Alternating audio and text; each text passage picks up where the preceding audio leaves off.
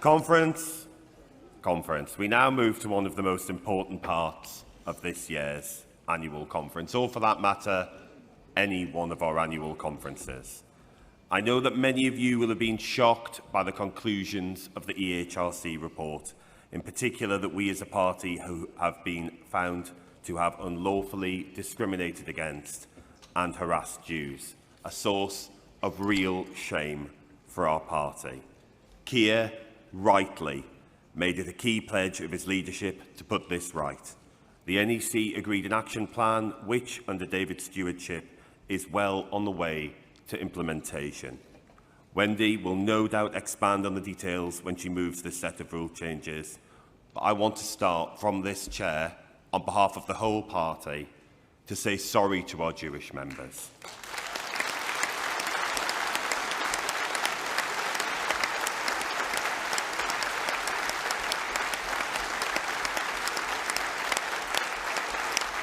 Sorry to our Jewish members, supporters, and those in the wider community. Conference, rest assured it will not happen again. I hope that delegates will help us in that objective by backing the set of rule changes proposed this afternoon. I should also at conference, we are going to conduct this debate, this serious debate, in the way it was intended. I will not accept heckling, booing, or any other attempts to hassle myself or any other person speaking from this platform now or at any other time for the rest of this session.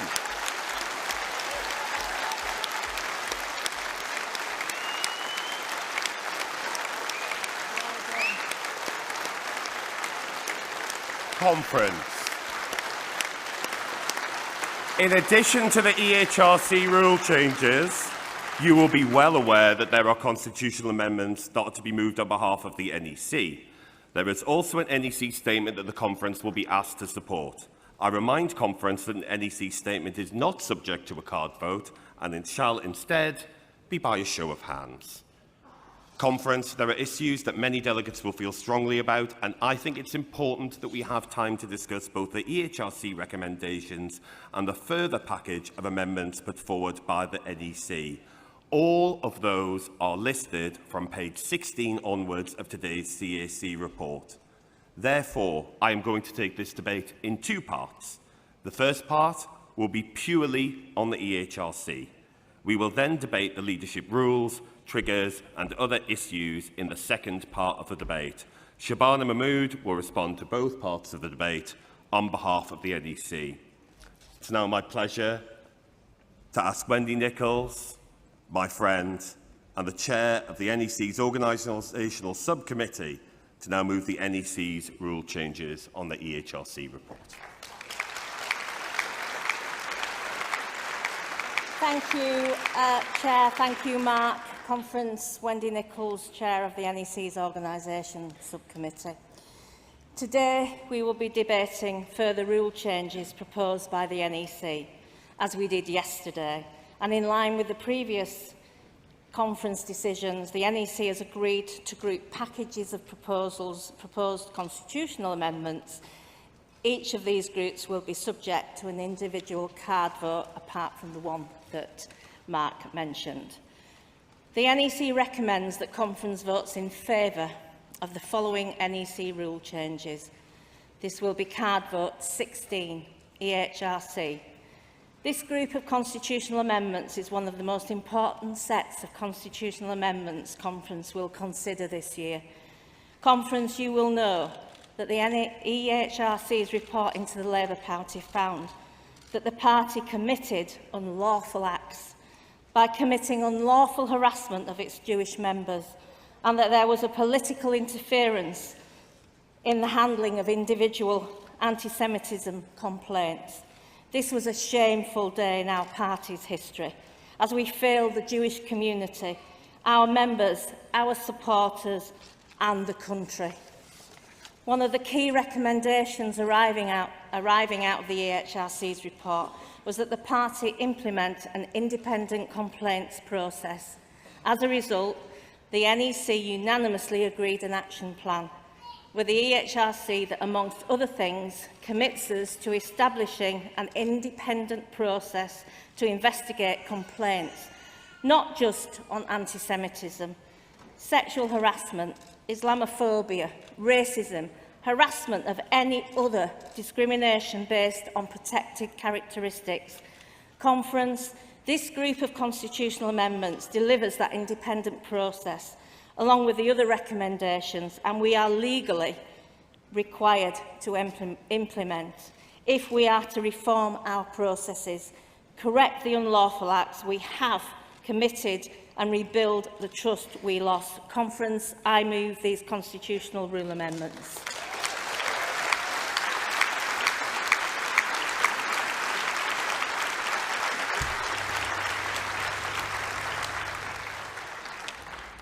Thank you, Wendy.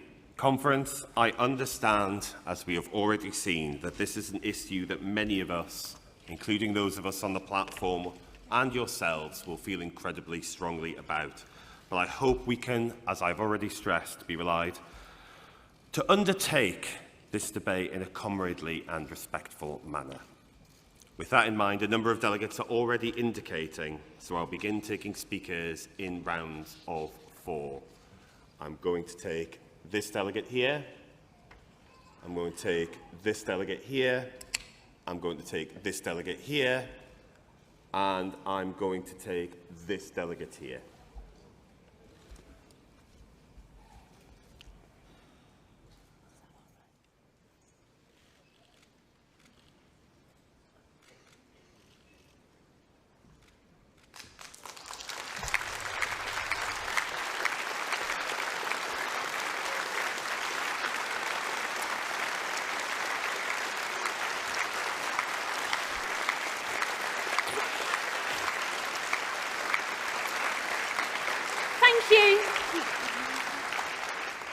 Thank you. Conference, Ruth Smee from the Jewish Labour Movement, the oldest socialist society affiliate to the Labour Party, speaking in favour of card vote 16. I want to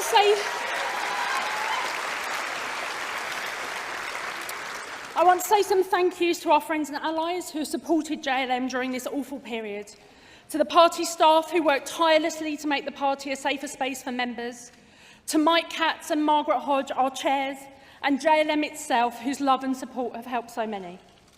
Conference, I stand here with mixed emotions. Relief that we can finally turn the page on the blight of anti-Semitism that has infected our party. Anger that it has taken 5 years to get here.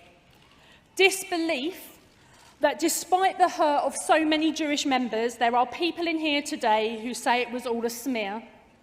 And sorrow that so many wonderful friends were forced to choose between their faith and their politics.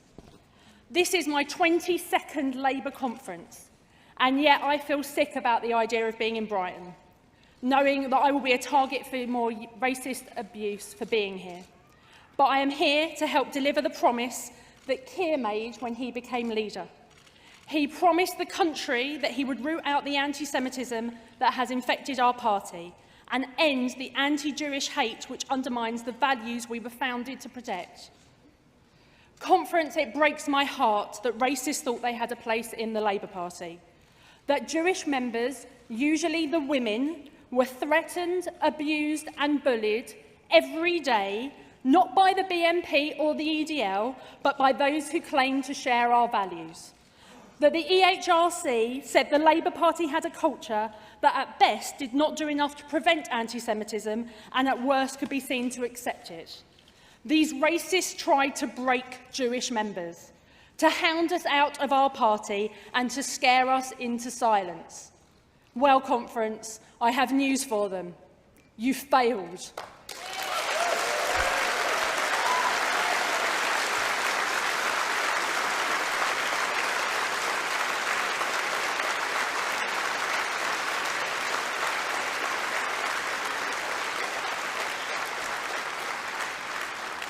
We are still here. JLM is still here. And today we need to send a message to the vile racists and bullies who thought that our party could become a home for Jew hate. It is time to take our responsibilities as an anti-racist party seriously. It is time to act. These rule changes do the absolute legal minimum to make the Labour family a safe space for every minority. So if you're an anti-racist, if you believe in equality, if you want the scourge of anti-Semitism to be removed from our party, then you have to vote for these rule changes.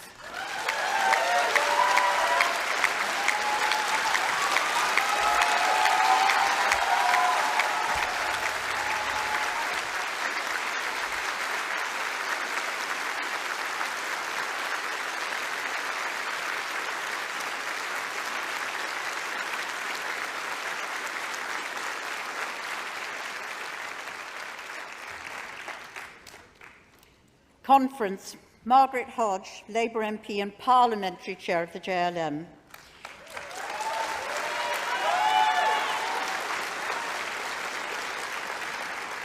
This moment brings enormous relief and immeasurable hope to every Labour Party member who has been a victim of vile anti-Jew hate, to those members who stood up and spoke out against the scourge of Labour's anti-Semitism, to the Jewish community who felt the hurt, and to those who could not support Labour because they would not tolerate racism. This has been a horrible and difficult time for Labour Jewish members. Their bravery should be applauded, the distress they endured recognised. And a special tribute to JLM and the brave Jewish women with whom I worked, Ruth Smeeth, Louise Ellman and Luciana Berger.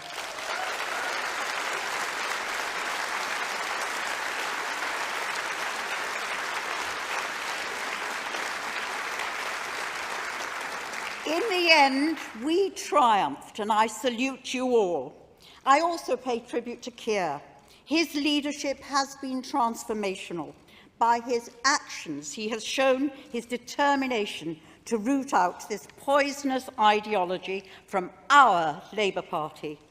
My message is simple: never again. Never again can anti-Jew racism pollute our party.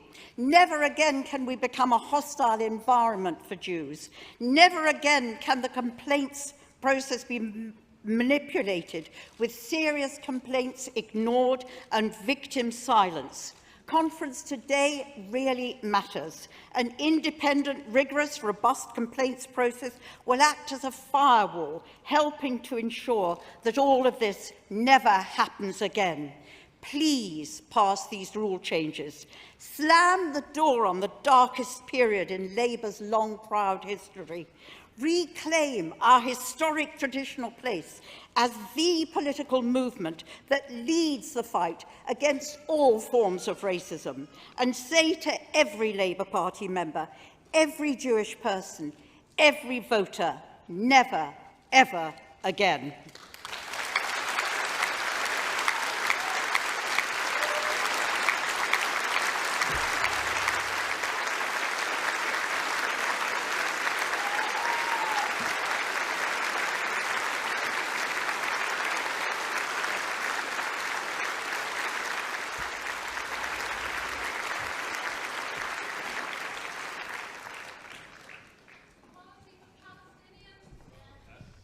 I've been very clear on the need for people to be respectful in this debate. I've seen someone waving a flag. I have no issue with that, except the flags are not allowed in this hall. So if people could just refrain from getting outside of what this debate is about, because this is, for me, the most serious debate we'll have at this conference. Next delegate, please.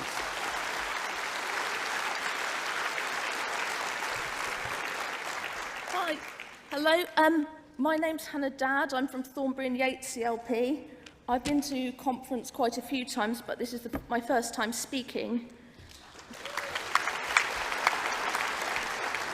Firstly, I'd like to say that I don't find it acceptable that the wording of this motion was only released this morning, despite being under consideration for many months. This is a substantial change to the party constitutional and ought to have been more thoroughly consulted on.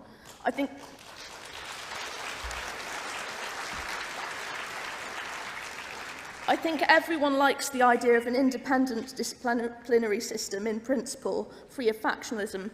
Everyone likes the idea that there's a body of unimpeachable philosopher kings out there who will always take the right decisions. Unfortunately, that's just not how the world works. Decisions can only be taken by people, and people who are in one way or another appointed by other people. Under these proposals, it seems they are to be appointed by the General Secretary or by people or bodies delegated or created by the General Secretary. This is a transfer of power from the National Constitutional Committee, which is elected by conference. It should be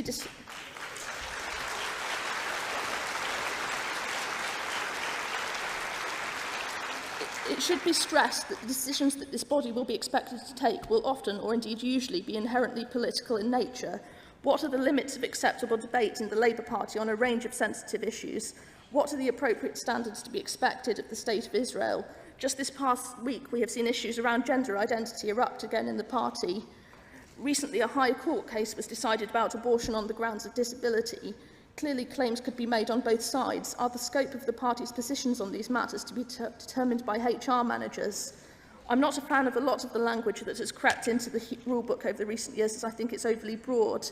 I think the idea that these decisions should be permanently walled off from democratic control is wholly misconceived. It doesn't even make sense within the context of the EHRC report, the findings of which are primarily related to involvement of the leader's office in the disciplinary decisions. I'm going to have to ask you to wind up. Yes, I will be. This motion transfers power from the NCC, which is in principle has nothing to do with the leadership, to the NEC, on which the leader sits, and a body which is entirely the creature of the General Secretary, who is appointed largely under the influence of leadership. This is going beyond the winding up into a further paragraph. You can't take the politics out of politics. You can, however, take the democracy out of politics. I suggest this motion should be rejected and the matters within it deferred for further Delegate, I think I've been more than reasonable. Thank you, Delegate.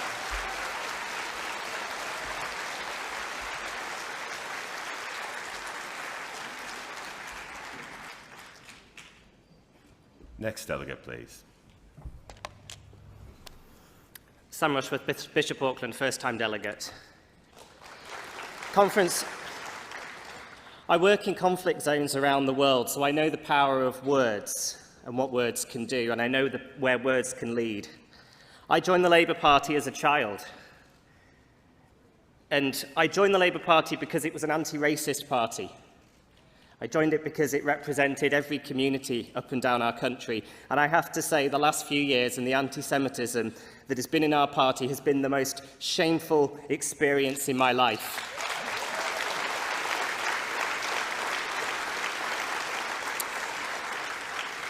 I want to speak to those of you who are maybe undecided about how you're going to vote on this issue today and the rule changes proposed. I am aware that some of you are a lost cause.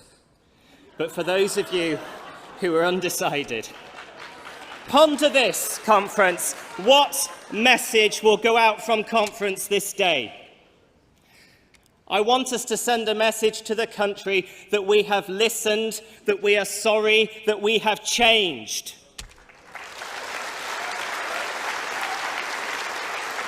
Let me share one more thing, conference.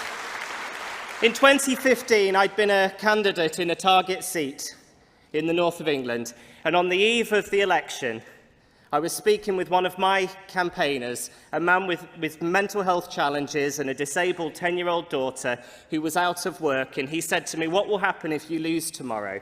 And I said, "Don't worry, I'll be okay." And then he looked at me and he said, "But I'll be stuck here." That was 6 years ago, and I'll be damned if we have another 6 years under Tory governments, because we do not show the country that we have listened.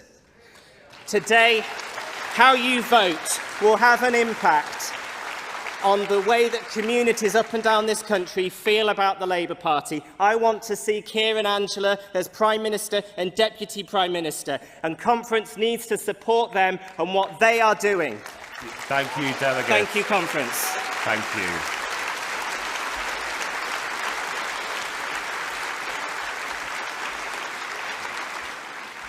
We are now looking once again for another round of speakers. I'd like to remind Conference what I said earlier about trying to ensure they reflect the diversity of the hall and also everybody in different parts around the hall. So I've got a delegate here, I've got a delegate here, there's a delegate in a red jumper there, is it red jumper? Yeah, red jumper. That'll do.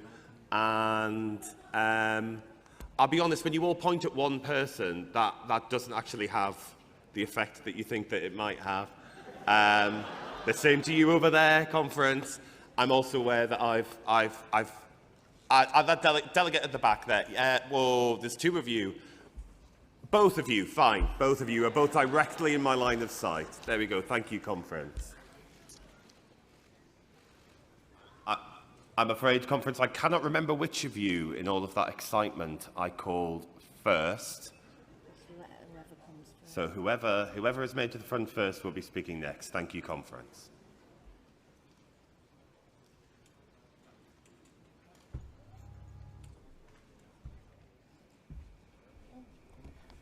Conference, Phil Brickell, with Insurance Daily CLP, first-time speaker.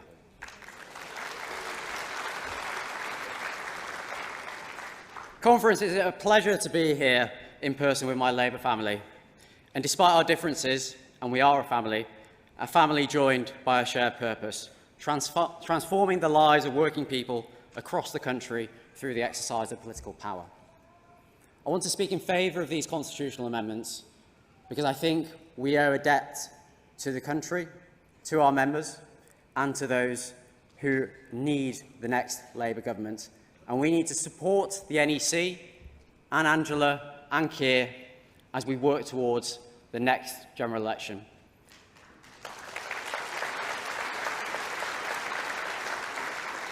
Sadly, over the past few years, we failed in this mission to devastating effect. 2010, 15, 17 and 19. Sadly, 4 missed opportunities to help our families and stop the Tory cuts. We have felt that pain together, and the pain of failure and the impact it has had on our communities. And we have to take responsibility, and responsibility as Labour members, to lead our movement into Downing Street. We can only do that as a united party, though. And we can only do that if our MPs and our leadership have the confidence of the country, and most importantly, of each other. These constitutional amendments give members the confidence that when we choose a leader, that leader has a mandate from those closest to them. And they have the power to go out to the country as a united Labour Party, taking the fight to the Tories, taking the fight to the SNP, and making sure that we stand strong opposing those Tory cuts. Conference, as part of the Labour family, we have a duty to ensure that our future generations are protected from the mistakes of our past. Delegate, I'm afraid you are at your time. Can you wrap up, please? Thank you, Delegate. Can I ask that you support the motion, you support the constitutional amendments? We stand together as a united Labour movement, looking outwards to the country and showing that we have changed for the better. Thank you. Thank you, Delegate.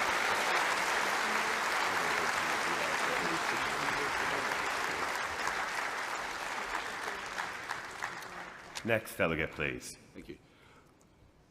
I'm a first-time delegate from Enfield Southgate CLP, and you'll know us, we threw out Michael Portillo. My name is Paul Shavrin, I'm a Jew, and I'm proud of it. I joined the party after the 2015 defeat because I wanted to work for a future Labour government that shared my values of fairness, tolerance, equality and anti-racism. It hasn't worked out that way. My family and my friends, some of whom were former members of the party, who were supporters of the party, have left. They can't vote for us. They say, how can I stay in an anti-Semitic party? When I've been campaigning on the doorstep in the last election, there were people who said to me, I used to be a member, I used to vote for you every time. I can't vote for an anti-Semitic party. Yesterday, sitting there, when anti-Semitism was mentioned, there were people around me who were laughing. Is this a conference that has resolved to deal with the problem of anti-Semitism? I know a lot of people here want to deal with it, but there are people here who refuse. Right. My answer to those who said, how can I stay, has been, you don't run. You stay, you fight.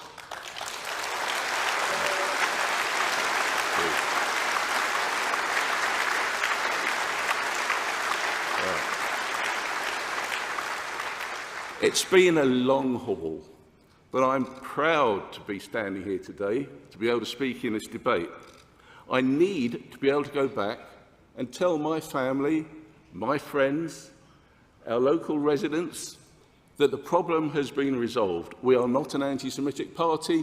We have procedures in place. We have dealt with it. Conference, I urge you to vote for this motion. It's essential that we pass it. Thank you.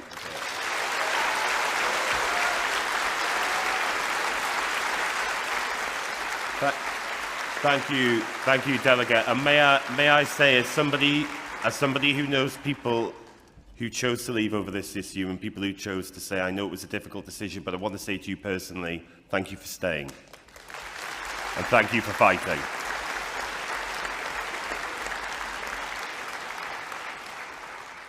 Next delegate, please. Hello, Conference. My name's David Landon Cole. I'm a delegate from Huntingdon CLP and a very nervous first-time speaker. I'd like to address you, Conference, and particularly the people who don't know how they're going to vote, by starting in a slightly strange place, if I may, so please bear with me. My wife is a doctor in our local hospital in Huntingdon, Hinchingbrook. All through COVID, she and her colleagues have gone in and got on with the job without complaining to help people, because that's who they are and that's what they do. Even when we didn't know how serious COVID was, even when they didn't have enough PPE, and even after my wife recovered mostly from COVID herself. I came to Conference this year precisely because I want to help shape policies that will help our doctors and nurses and physios and OTs and teachers and firefighters and police and the whole country from Land's End to John O'Groats. These changes have to be made, should be implemented so we can get on with shaping those policies that will get Labour back into power. If we don't vote for the changes, we are not doing that. I should say that the EHRC has not asked us to change the rules or requested, they said we have to. I think, as an anti-racist party, we should want to do everything the EHRC has said and more, precisely because we abhor racism. But, and I recognise people aren't sure, whether you share my view or not, we have no choice. The law has spoken, and this is what we must do. So please, Conference, we must take our medicine. Let us try to do it with some dignity. But above all, let us recognise the reality of the situation, do what we must, and focus on getting back into power, so that my wife and her colleagues never have to go to work without adequate PPE again. Thank you for your time and attention.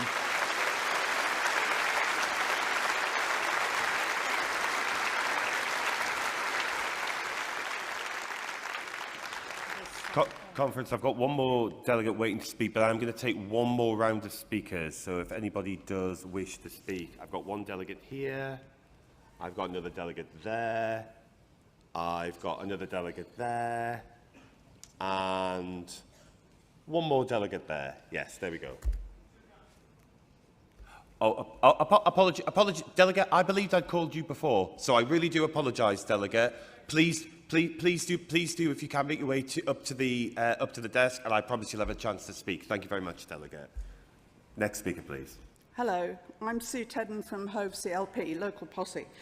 I'm a first-time delegate, and I'm ever so slightly bricking it, so please be nice to me. I support the NEC back rule change regarding the EHRC report. Over recent years, I seem to have discovered my Jewishness. I've got this symbol on my neck, which is a Jewish health symbol. I've never known if I've worn it the right way around, because that's the kind of Jew I am. But being in the Labour Party these last few years has been a huge learning curve. For instance, in a Facebook forum locally, just after the last Brighton conference, there was a discussion about Holocaust denial. I explained the hurt that I felt as someone whose grandparents were murdered in Auschwitz. I was advised by a comrade that I should check out Norman Finkelstein on YouTube for assistance on how I felt about being a second-generation Holocaust survivor. I had to insist that I knew how I felt. My father was traumatized his whole life. I see Labour as a family. We are all good people. So please accept the hurt I've felt when motions on anti-Semitism or in support of the JLM in my local branch, CLP, were kicked into the long grass or misrecorded. I'm an active member of my CLP. I organise meetings. I pound the pavement, even though I'm too bloody old now. I have earned the right for you to trust me on this. It is not a scam. It's vital to have an independent...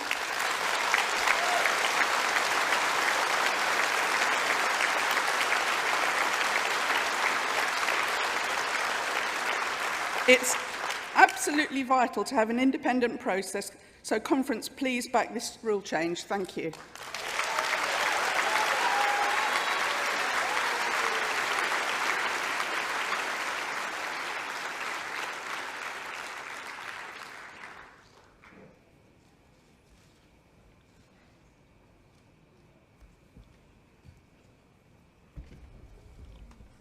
Thank you, Delegate. You've got 2 minutes. Thank you, Chair. Good afternoon, Conference. Brahma Mohanty, Harrow West CLP, first-time delegate. Thank you.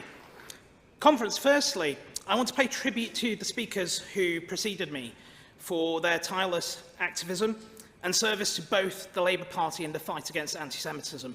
Thank you so much. Anti-Semitism is a cancer on society, just as all forms of racism and bigotry. But taking a stance against anti-Semitism, Conference, isn't something we should be thinking about. It isn't something we should be mulling over. It's something that we should be supporting and fighting.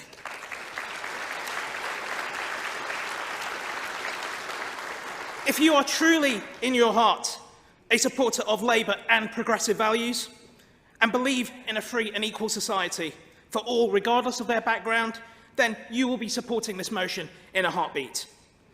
An attack on any Jewish member is an attack on all of us, and those values that I, they, and I'm sure all of you in this room share.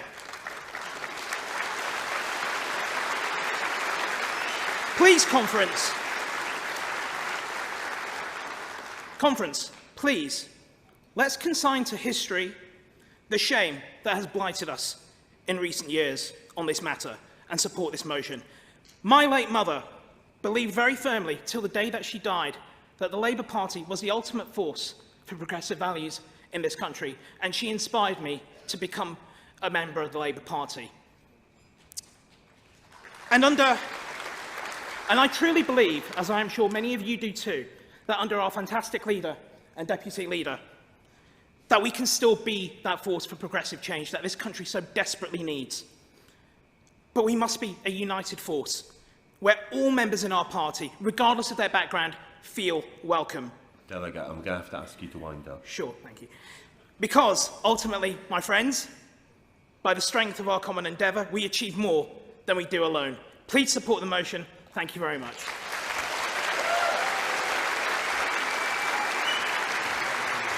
Thank you, Delegate. Next speaker. Next delegate, please. Thank you.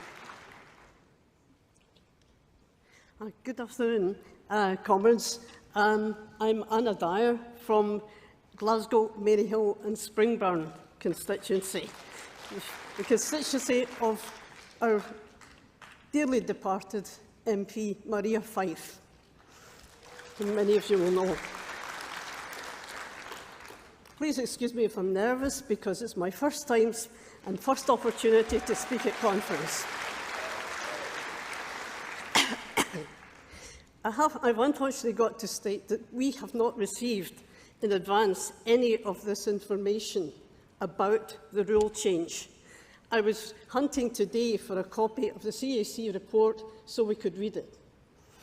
So it's a very hurried assessment. Maggie Cousins spoke, she was my predecessor, spoke at the last conference of Labour Party, which was 2019. And Maggie, of course, had many years' association with the NCC. And she pointed out that the origins of the NCC were stated from, I think, 1988, when the Labour Party had developed the NCC as an independent body to decide on disciplinary cases. The reason that was because in law there'd been a court case, and it had been pointed out that the NEC was the judge and the jury of all the disciplinary process, and that was held to be unhealthy and unsafe. Hence, we were founded. Now, I'm speaking on behalf of my members, because people don't always give credit that elected committees can be people of tremendous standing and people who have a lot of experience.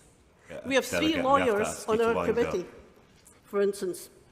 Now, I want to say that this proposal... Delegate, this will have to be your final point, I'm afraid. OK, right. This proposal is unsafe because it has a General Secretary controlling all appointments. The NEC are getting close... Delegate, this field... Delegate, I'm not going to correct you on the point of fact, although I could. But I am going to say that you've now made your final point. So thank you, Delegate. You've had your time. Thank you very much. If I may abuse my chair's position for a moment, I understand the argument of those who say that this is too hurried, but my argument would be this is long overdue. Next delegate, please.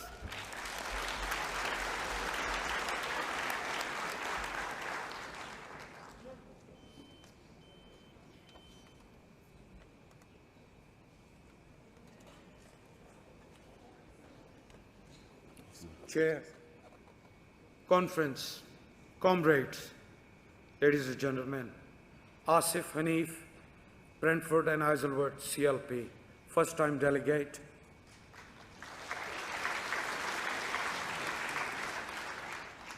This is a party and the family who thinks politics as a passion. The colour is the colour of the blood that runs in all of us veins, whether black, white, Muslim, Jewish, Christian, Hindu, believers or non-believers.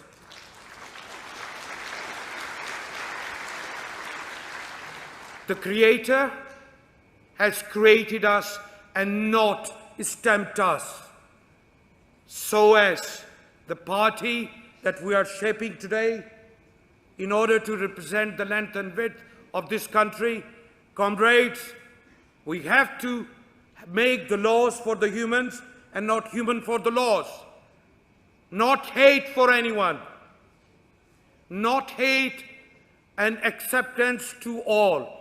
It's on your discretion and it's on your right, agree to disagree, but make one of these choices once forever, that this party will not bear up division and will also accept and include people's faith, culture, belief, and differences. And we focus on similarities, reflect like the nature has created us. Thank you.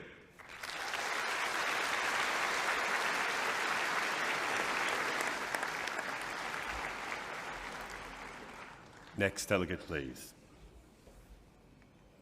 Good afternoon, everybody. My name's Judy Billing, and I'm a delegate from the Association of Labour Councillors, and very proud to be one. I had no intention whatever of speaking in this debate, but I've been encouraged to do so, and I finally decided I would, because it is outrageous that I sit in a hall at a Labour Party conference as a Jewish member of the party, feeling tense and scared, as I have done for the last few years.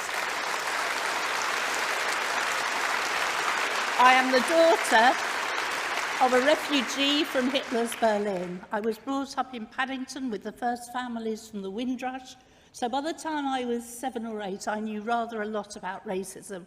And the one thing I knew was that if you wanted to fight racism and be involved in politics as a tiny child, the thing you did was to join the Labour Party, because the Labour Party was a safe space for us all. And the last few years have been terrifying and scandalous and actually like a really bad dream. So please, can we make that dream be over? Can we support the recommendations before us and the fantastic amount of work that Angela and Keir have done for us in this area over the last few months with JLM and other organisations? Let's make it stop today, please.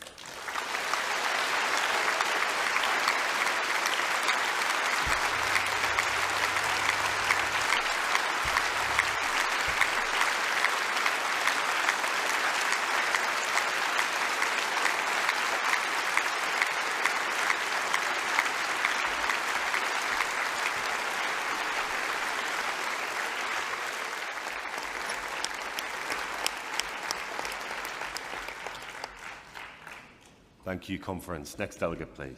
Good afternoon, everyone. My name is Mohammed Hashi. I'm from Vauxhall CLP. I support these changes and reforms, and I support Angela and Keir in their efforts. We need to change. We need to change and reclaim our position as the party to trust, the party of the people, all people. I'm a Muslim, and I stand in solidarity with my Jewish brothers and sisters.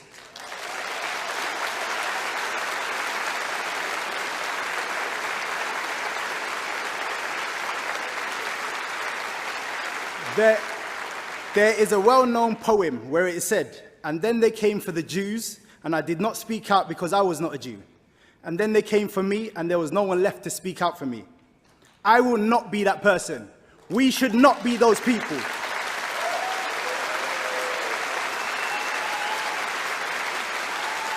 Today, we stand up and be counted here and now. On the final one, I would like to say, be kind to each other. We have a Tory government destroying lives, and we can't help but heckle each other in here. It made me not want to come back. So how will I bring the young people here to be part of our future? We need to be kind. It starts here. Thank you very much.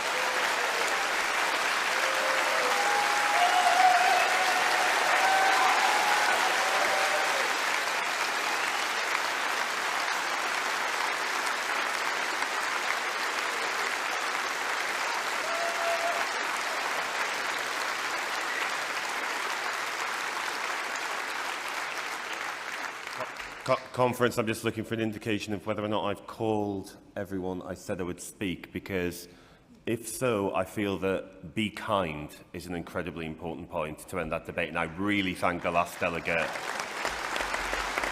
for ending us on that note. With that in mind, I'm now going to ask Shabana Mahmood to sum up on behalf of the National Executive Committee.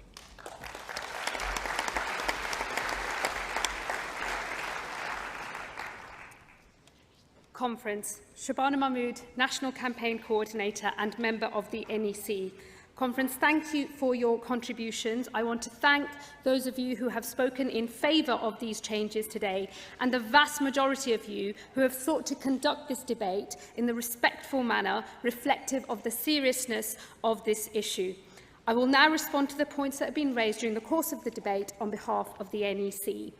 Conference, this package of constitutional changes delivers on the legal minimum that we are legally required to implement to satisfy the requirements of the EHRC's report. It is a robust package of measures, and it was thoroughly consulted on. The action plan laid this out, and the NEC has taken ownership of it and for agreeing it. It has not been hurried. There has been extensive work with stakeholders from the Jewish community and many others of our stakeholders as well, and this will cover all protected characteristics. It addresses the direct legal criticisms made of us by the EHRC and by our Jewish members who have suffered. No more political interference will ever be allowed in any of our disciplinary processes, and we ensure that there is no hierarchy of discrimination, as this new process will apply to all complaints involving all protected characteristics.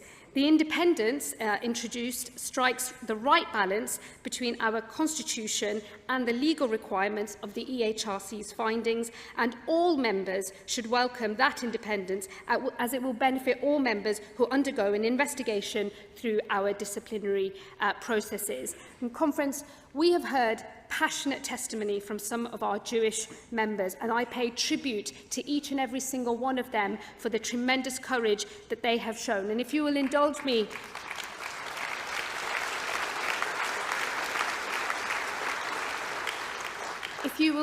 Conference, I wish to pay particular tribute to my very dear friends who spoke on behalf of the Jewish labour movement, Ruth Smeeth and Margaret Hodge.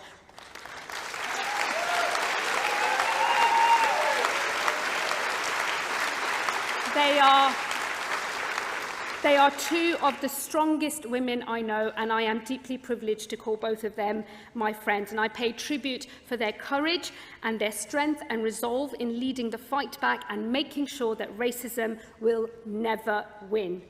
As a member of both a race and religious minority myself, as an Asian woman of Kashmiri stock and a proudly practicing Muslim woman, I stand in unshakable solidarity with my Jewish brothers and sisters across this movement.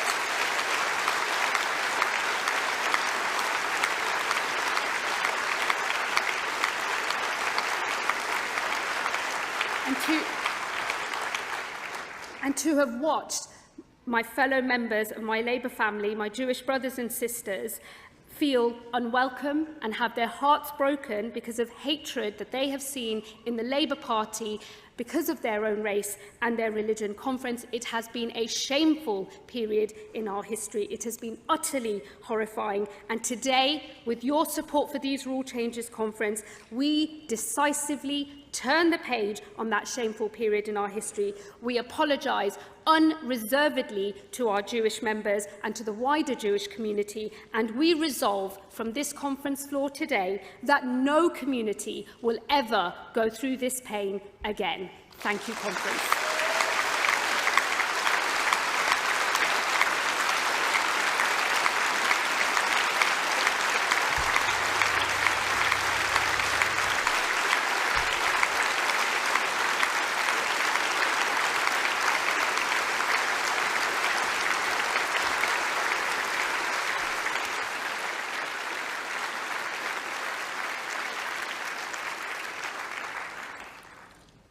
Thank you, Conference.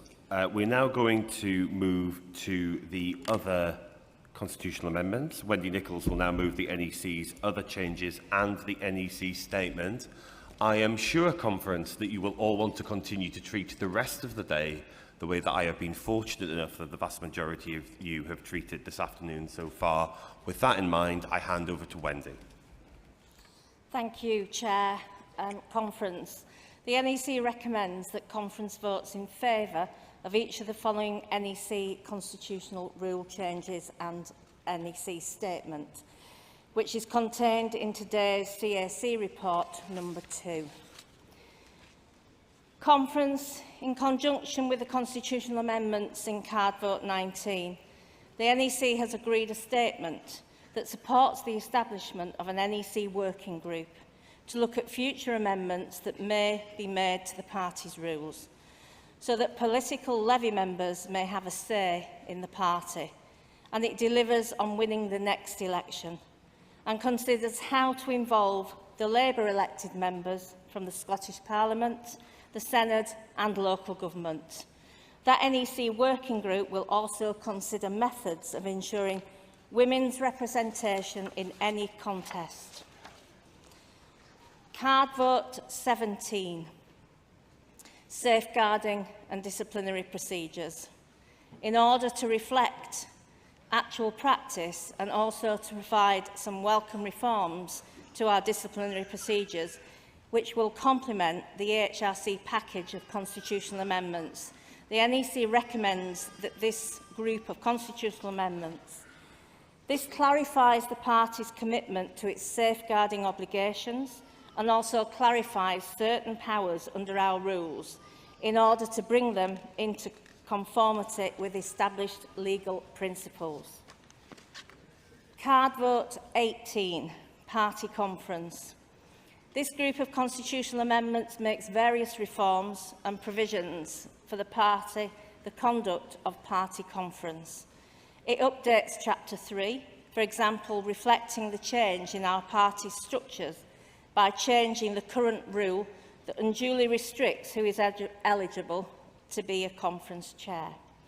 In addition, it allows the priorities ballot to be held during or before conference and amends the number of priorities for CLPs and trade unions and other affiliated organisations to 6. It also reforms the election of the National Policy Forum, following extensive discussions with stakeholders as part of the policy-making review. Card vote 19, Getting Labour Election Ready. Conference, we have heard from this floor already about our country desperately needs a Labour government. In order to achieve that, the NEC have agreed a series of proposals that reform our party's processes and help us get ready for that election. Those changes include increasing the MP nomination threshold in the leadership elections from 10% to 20%, reforming the trigger ballot thresholds for MPs and scrapping registered supporters. Conference, I move the NEC statement and the NEC constitutional rule amendments. Conference, please support.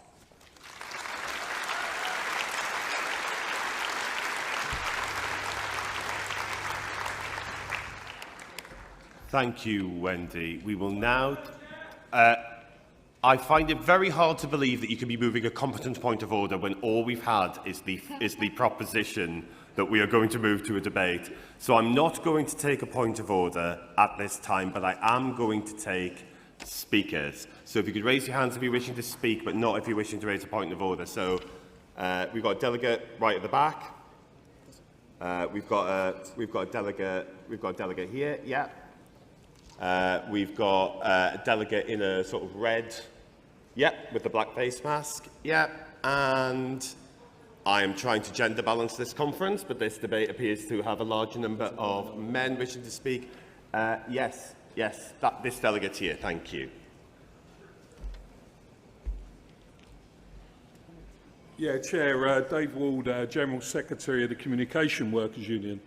To raise, whether you want to call it a point of order or a point in debate, let me be absolutely clear. I want to make a point about the way that this has been presented, because it's being said, and I believe that conference is being misled on this, that these rule changes relating to future leadership elections have been done after consultation with trade unions.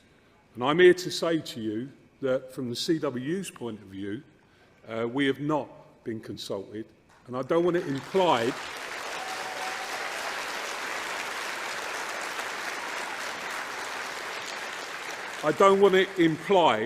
that we have been, which is what I believe has been briefed and was stated in the NEC document. Had we been consulted, we would have made the point that we feel that we're being bounced, and even at this late stage, Keir, I think you should reflect on whether or not this needs to come to this particular conference. I'd ask you to think about creating unity in the party, looking outwards and deferring the leadership election changes that you're bringing forward. Thank you, Delegate. Do we have the next delegate? Oh, you are feeling very excited, aren't you, conference? Please do try and keep some of it within yourselves. We've got 3 days left, which I can seldom believe. Next speaker, thank you. Conference, Councillor Helena Dollimore, Mitcham and Morden CLP. speaking in support today of all rule changes before us. And conference, may I say how fantastic to have such brilliant women preceding me in this debate. Conference, we all remember our first Labour Party meeting. Mine was just along the coast from here in Brighton. I was 15, and by turning up, I think I lowered the average age in the room by about 50 years. Imagine my surprise when we spent the first half hour debating the minutes of the last meeting. But conference, joking aside, we're at our best as a Labour movement when we're out in our communities, listening to our voters and our residents and getting stuff done. Not facing inwards, but outwards. That's why we joined, to make a difference. We didn't spend £3 to vote one day and then disappear. Conference, the introduction of registered supporters was an attempt to open up our party to those who shared our values, but didn't want to come to meetings. I'm told those people do exist. But our political opponents on the right have exploited it. In 2015, many Conservatives, even a Tory MP, joined our party and interfered with our democratic processes. That flaw remains, and we must correct it today by supporting these rule changes. We must pass these reforms. Conference, we all joined as members because we know we can only change things by winning elections. If we are to win again, the time has come to listen to the voters, and that includes those who didn't vote for us last time. Today's rule changes help us put voters front and centre. Vote in favour of these rule changes if, like me, you're sick of losing elections. Conference, I was in primary school the last time Labour won an election, and I don't want to be taking my pension the next time we get a Labour government. Delegate. Whilst I share your desire not to work under a Tory government, we do have to move on. Conference, these rule changes put us in pole position for the next election, and we must back them to put Keir and Angela in number 10. Thank you, Delegate. I heard a noise over there which I assume wasn't an exclamation or a heckle, because we don't do that anymore. I'd also say that there are at least one or two delegates who appear to be filming the stage. Whatever you're into, that's fine. But I would point out that this is streaming on YouTube, which might provide you with some better camera angles. Next delegate, please.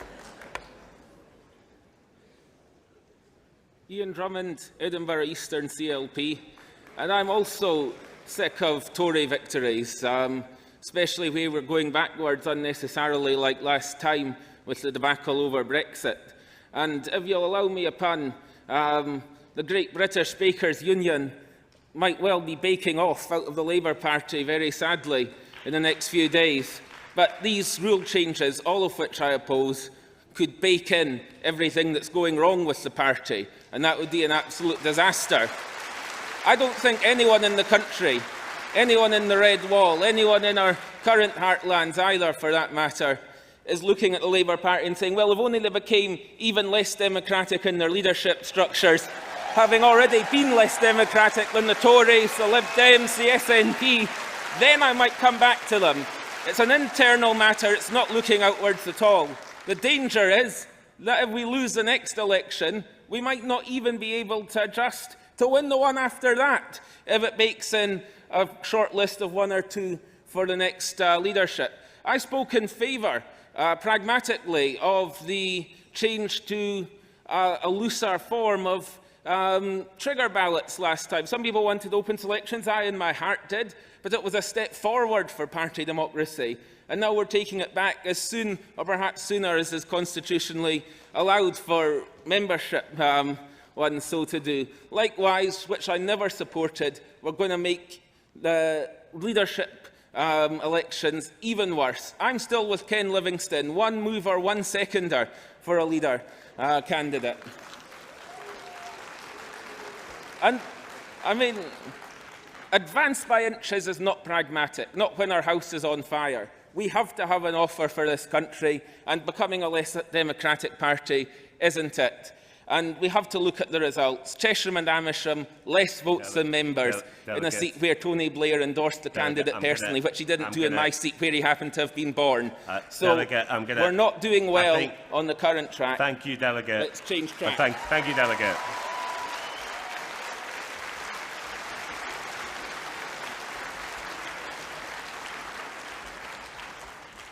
I'm going to take some more speakers. I can see a delegate gesturing just here. Yep. I can see a delegate there. Yes. I can see this delegate here. And I'm now looking towards the back. I can see a delegate there, yes. I can see many delegates, but those are the ones I'm choosing to call to speak at this time.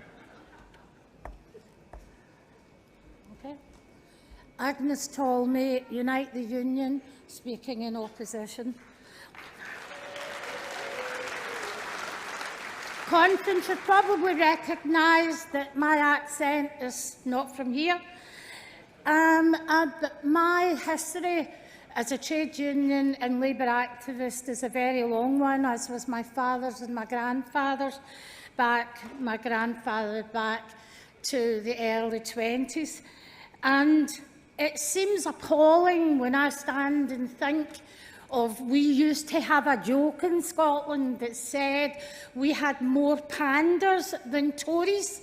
We had 2 pandas in Edinburgh Zoo and 1 Tory MP, and my God, how that's changed. Yet despite the blundering, the catastrophes and the utter shambles that comes out of Bojo and his cabinet, they're still beating us in the polls. How is that?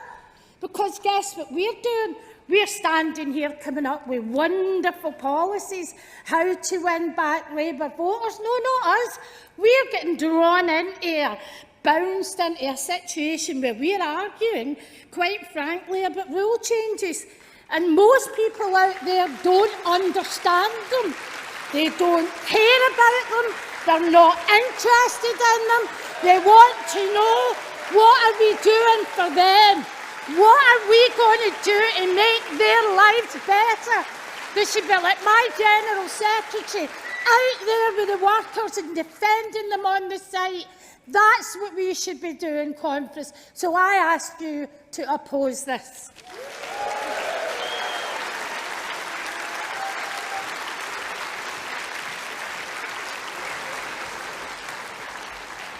Thank you, Delegate.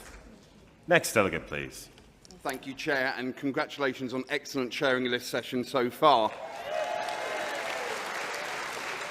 Delegate, you can have more time. It's very kind. I'm joking, I'm very strict. Welcome to the South East region. I'm proud to be Vince Maple, leader of the Labour and Cooperative Group in Medway. Recently expanded, Labour winning in the South East, and I congratulate the brilliant Zoe Van Dyke on becoming our 21st Labour and Cooperative Councillor. I'm here to speak to the NEC statement. I welcome the fact there's 2 important words in there, and those 2 important words are local government, because we have had 11 years of austerity. We've had 18 months of COVID crisis. We're dealing with Brexit. And at the heart of that, at the heart of our communities, we have thousands of diligent, hard-working Labour councillors, day in, day out, making a difference to our communities and our country. And at a time that we're all looking for new ideas, some of us are looking for new pairs of shoes and haircuts as well, but that's just a personal thing. We need to look to our friends in local government, and I'm really proud that throughout these last 18 months, not only have they continued to do what they are put there to do by their communities, they've gone above and beyond again and again and again. So I look forward, I know all of our 6,500 Labour councillors look forward to being part of that process, making sure we have got the best possible set of policies, and then getting out on the doorstep, getting on that phone bank, getting into those high streets and street stalls to get that message out there. We don't win. No one has ever said to me in Chatham, I'm voting for you because you're arguing with yourselves. People say to me, we're voting Labour because you make a difference, you care, you're compassionate. And that's what we should be in this Labour Party. And that's what will get Keir and Angela to be our next Prime Minister and Deputy Prime Minister. Thank you, Conference.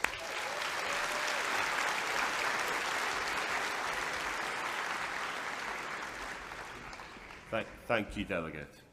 Next Delegate. Conference, Jonathan Reynolds MP, speaking from the NEC in support of these rule changes. Conference,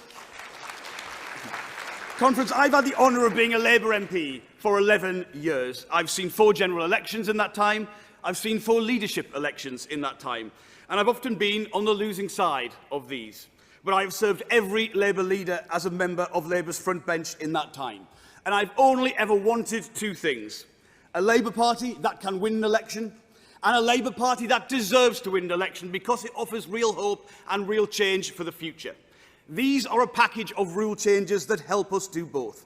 On MP reselection, I believe a Labour MP must have the support of their local members and local union branches. Frankly, you couldn't do the job if you didn't have that.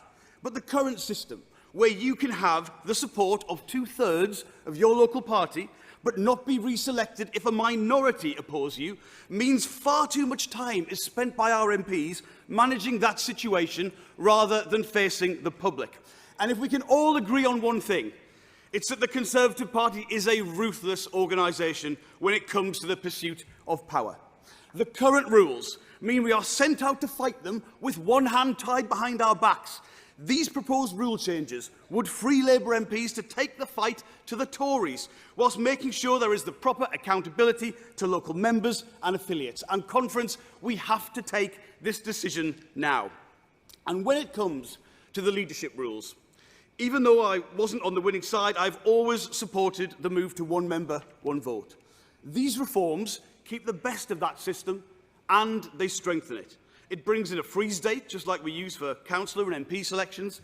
It puts the freeze date in the rules, so it's not a political decision by the NEC.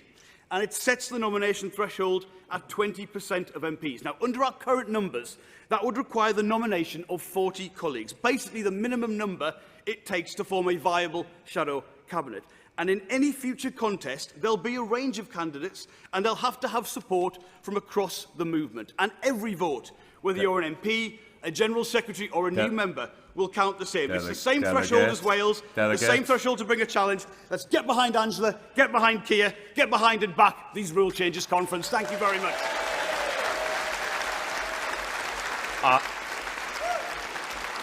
Thank you, Delegate. I will allow that as a final closing sentence. Next Delegate, please.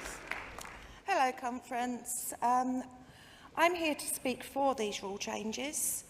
I have been campaigning for Labour for 43 years. I'm now 50 years of age.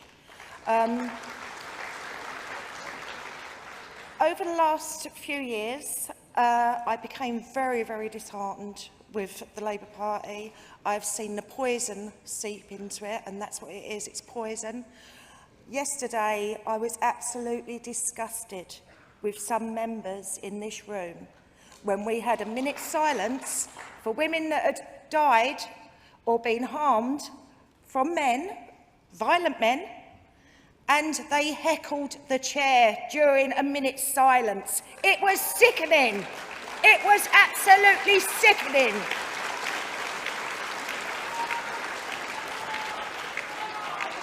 Sorry, Delegate, I won't take this off your time. Heckling, when someone is talking about how disgraceful heckling is, I don't think that makes you look as good as you think it does. Please carry on, Speaker. You will get your full time.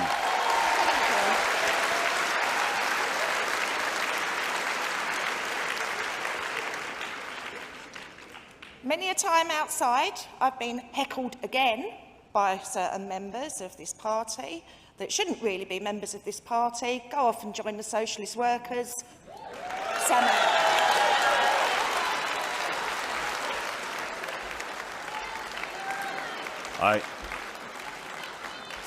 Some delegates don't always necessarily wish to use the time that they have. I'm looking at my watch, and I am determined that we are as close as possible to the time that we have on the agenda, which is 5:20 for card votes. I'm going to say to you, I'm going to allow us to go slightly beyond that, but not massively beyond that, because I have been informed by the Chief Steward that we have to be out of this hall by 6 p.m, and it is quite important to actually get the card votes done. So please do put your hands back up if you wish to speak. I will be taking 1 or 2 more rounds of speakers, but we have to be brief. Delegate, yes, I see that delegate. I see that delegate there with the sort of rainbow stripe. I see this delegate. No, I'm afraid directly behind you. I see that delegate there, and I see the delegate with the dark face mask on. Yeah, yes, you delegate. I apologise. I will come over here next time. I will range around as much as I can, but these lights are very bright, and I'm doing my best. Thank you, conference. You are good to go, delegate. Thank you. James McAsh, Campbell and Peckham, first-time delegates. Conference, yesterday you made the right decision. You voted to ensure that local parties have a genuine choice of their local candidate. And today we face the same question. Do we allow the Parliamentary Labour Party to restrict our choices in future leadership elections, or do we have a genuine debate amongst a diverse range of candidates? Card vote 19 would raise the nomination threshold for future leadership elections to 20% of all MPs. Now, conference, while you were all out partying, I was having a good time looking through the leadership election results for the last 40 years. Very few candidates made 20% of MPs. In 1994, neither giants of our movement, John Prescott nor Margaret Beckett, would have made the ballot. In 2010, there would have been no Ed Balls, no Diane Abbott, no King of the North, Andy Burnham. And in 2020, we would have been faced with a very simple choice: Keir Starmer or Keir Starmer. Now, however we voted in that election, can we really say that the debate would have been stronger had we not heard the voices of Emily Thornberry, Rebecca Long-Bailey or Lisa Nandy? And there's something those 3 names have in common. They're all women. In fact, can you guess how many women have had 20% of MPs in the last 40 years? Just 1. And how many black candidates? 0. Our movement is strongest when our best ideas emerge through full debate. If we vote for card vote 19, our debate will be paler, maler and staler. Our movement will be weaker. So vote for democracy, vote for debate, vote against card vote 19. Thank you, conference.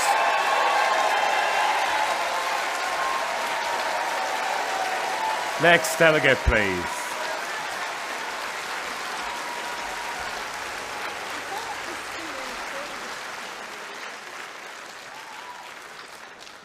Thank you. It's Michael Stone, Battersea CLP. I just want to say what a shocking lack of faith the NEC appears to have in the membership of this party. That is the only possible conclusion that can be drawn by this ridiculous raising of the threshold. This cannot be acceptable. The membership of the party is the party. We are the people who are out there campaigning for Labour. We are the people who get the MPs elected. Let's have a look at some of the MPs that we've had in recent times. Chuka Umunna would have had a really significant say in this vote. Mike Gapes would have had a really significant say. Peter Mandelson in days gone by. That's outrageous, absolutely outrageous. Let us give control of the Labour Party to the members of the Labour Party, the people who are on the ground, talking to constituents, not living in ivory towers and in Westminster apartments, but living the difficult lives that so many people have in Britain today. This suggestion that we move up to 20% is a disgrace.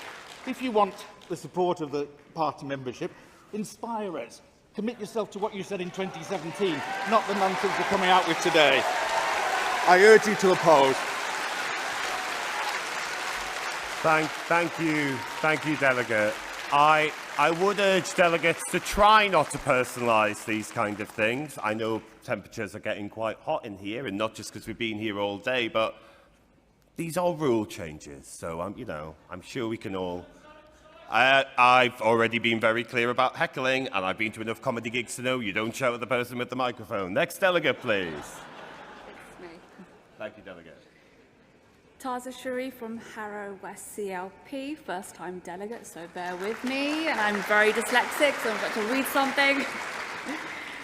Conference. This party has always led the way on equality and representation of minority communities across our movement, including in Parliament.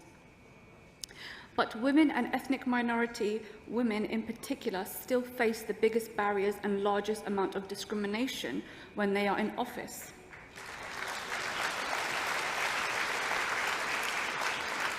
From the appalling abuse that members such as Jess Phillips and Diane Abbott have faced to the countless examples of local politicians facing abuse in local chambers, online, or more seriously, like the leader of Oldham, who was firebombed.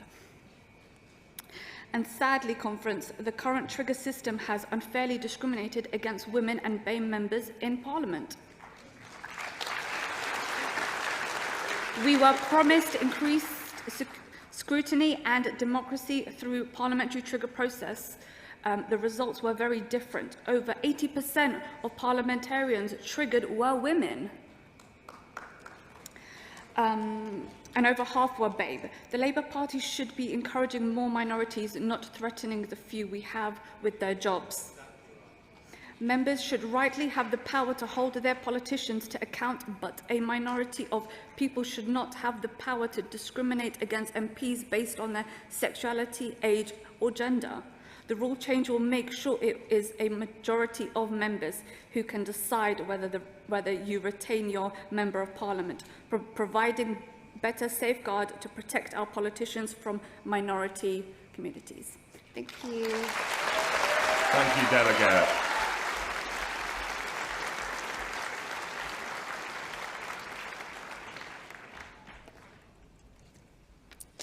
Hello, my name is Rhianne Davis and I'm a proud delegate from the Socialist Health Association.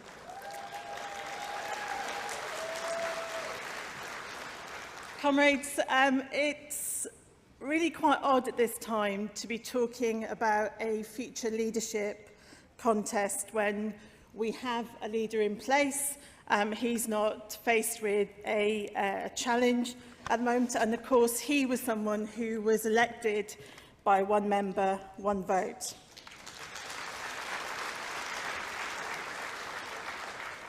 But the job of any Labour leader is to be able to catch the ear of the nation, and that's an increasingly divided and diverse nation. And I'm afraid that what I have to hope to persuade you not to vote to raise the threshold for those who can get on the ballot to be our leader.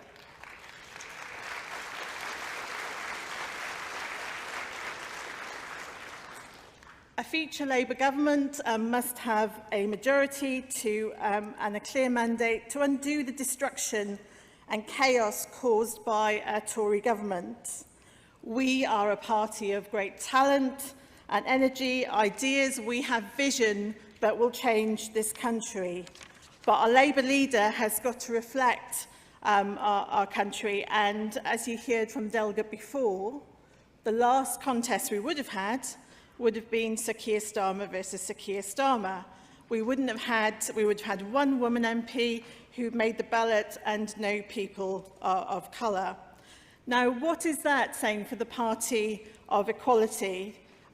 We are socialists, we are feminists, we are anti-racist, and we fight discrimination wherever we see it. Now, this, of course, I think the speaker at the front said, we're going to have working parties to look at this. Delegate, I'm going to have to ask you to wind up, please, but please make a final point. Okay, those are not proposals before us. What are before us is a structure that will exclude women, will exclude people of colour. And I ask you to think about conference yesterday, Delegate, Keir. this is trending into another point, so I'm going to say thank you very much, but please ask that they wind up. So I know you say don't shout at the person with the mic, but what I'm saying is it's time that some of you handed it over. Delegate, I assure you, this has not been a fun afternoon for me. Despite the ever-present smile on my face, I will be more than happy to hand this over to someone else tomorrow morning. Conference, there are two things I wish to say. One is that I'm reliably informed that there is somebody aggressively heckling on conference floor still. I will not tolerate that. This conference will not tolerate that. So if any delegates are doing that, could they please cease that immediately? Secondly, I'm told that there are 9 people waiting to speak. I have not called 9 additional people. So I think some of you are pulling our legs. So what I am going to do is I'm going to call the next speaker, if that is possible. If that is possible, I'm going to call the next speaker. I definitely called this speaker. Please, delegate, please, you have your 2 minutes. Thank you, Chair. Good afternoon, Conference. I'm Megan Clark, Warwick and Leamington CLP, proud Unite member, first-time delegate, first-time speaker. I'm here to speak about the rule change proposing to increase the leadership candidate nomination threshold for our party from 10% to 20% of the Parliamentary Labour Party. Apparently, this is called in your CAC reports getting Labour election ready, though I don't see how that does this at all.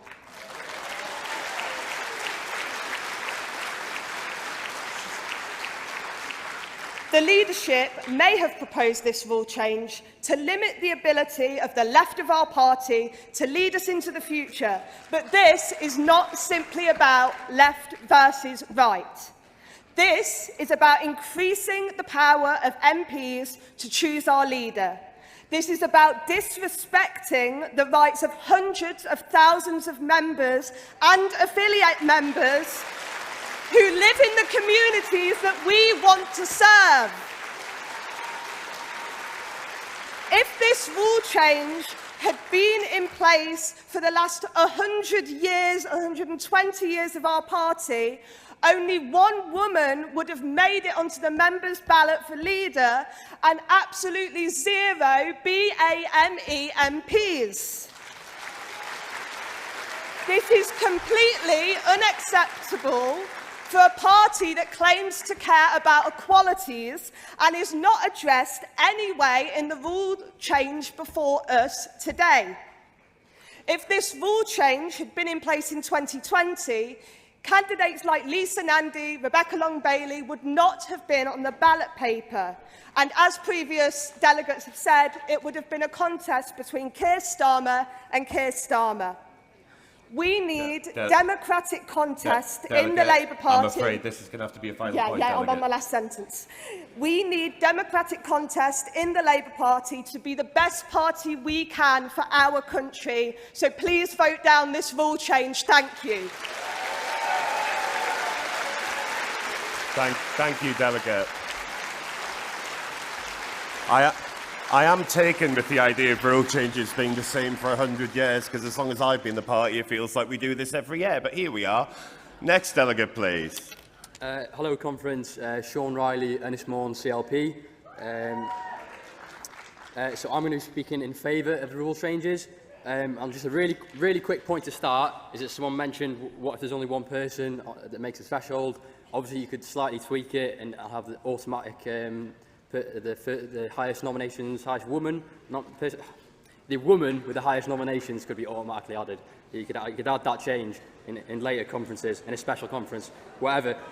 But what I really want to say is, I really appreciated the atmosphere of the previous debate. I felt like everyone was really united in wanting to tackle racism in our party. And on that note, I'm slightly confused that the mood has slightly changed. Because if we think back to 2015, if the threshold was slightly higher, we could have avoided that entire anti-Semitism crisis that stained the Labour Party for 6 years.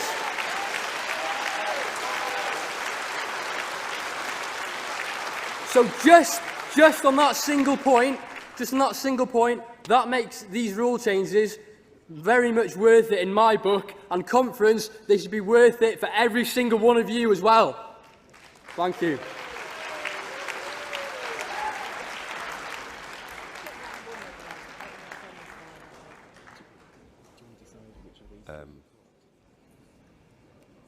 So I'm not actually calling for anyone else because we have the issue of the number of people still waiting.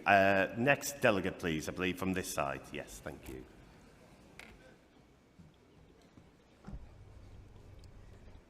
Hi, Conference. Leanne Clarkson, Easington LP, proud Unite member, first delegate, first time speaker. Thanks. Conference, do we believe that our leadership is really serious about being in government? Do we believe that really think that they're going to build a trust of the electorate with these anti-democratic rule changes? I think not. At the moment, Boris Johnson has caused chaos in the NHS. He's leading a food poverty crisis, cutting universal credit, and has failed to prevent 150,000 COVID deaths and counting. Instead of talking to the country, our leadership is trying to restrict members' choices in leadership elections. Conference, we're debating this today, this watered-down version, because they couldn't get it any further, because the unions told them no last night. Our party stands up in Parliament, attacking the government's attempts to erode democracy, gerrymander constituencies and finding ways to block people from voting. And it is complete hypocrisy that our leadership are attempting to do the same by restricting our party democracy. Conference, this is an out-of-touch leadership who were told we'd be 20 points ahead in the polls by now, who want to dismiss the views of our members and remove any opposition. I want to be here today talking about the challenges facing my constituency of Easington, the lack of investment, jobs, health, housing and the disgrace of food poverty. Conference, this debate shows this failure of leadership that we have. It damages our party, our democracy, and it fails the people we're here to represent who are in desperate need of Labour government. I urge you to vote against these rule changes. Thank you. Can I, excuse me, I can hear booing, and whilst I personally do not agree with the statements of the previous speaker, I won't allow booing, regardless of who's doing it, regardless of who it's against. But I would also ask all delegates who are coming up here, and we don't have many left, to consider. Everybody in this hall wants a Labour government. Arguing the people in this hall don't want a Labour government from either side is not helpful. And I hope that after this debate we can come together and focus for the rest of the week on delivering that Labour government. No, I'm sorry, I'm not going to take whatever this is, whether it's a point of order or anything else. Next delegate. Excuse me, delegate, I'm going to ask you very politely to stop, please, because we do have a time constraint. Thank you very much. Next delegate, thank you. Hiya, I'm Taya Fawcett-Walsh from Ealing Central and Acton, CLP. First-time delegate, first-time speaker. Really scary up here, by the way. I oppose all of the rule changes, but in particular, I want to speak about card vote 19. The word democracy has been bandied around a lot throughout this conference. I can't see how increasing the MP nomination threshold from 10% to 20% does anything other than consolidate power into the hands of a few in the PLP. As many of our delegates have already indicated, only one female leadership candidate has met this threshold in the past, and no people of colour. Members would also need to have been a member for 6 months to be eligible to vote. This is bad for our party. It will not help us grow our membership, and it sends the message that we don't trust new members. This is not democracy. This does not make us more electable. Maybe to be electable, we should start with clear policy. We do need to keep in place the structures that encourage diversity and give a voice to all of our members. Please vote against this rule change. Thank you, delegate. Next delegate, please.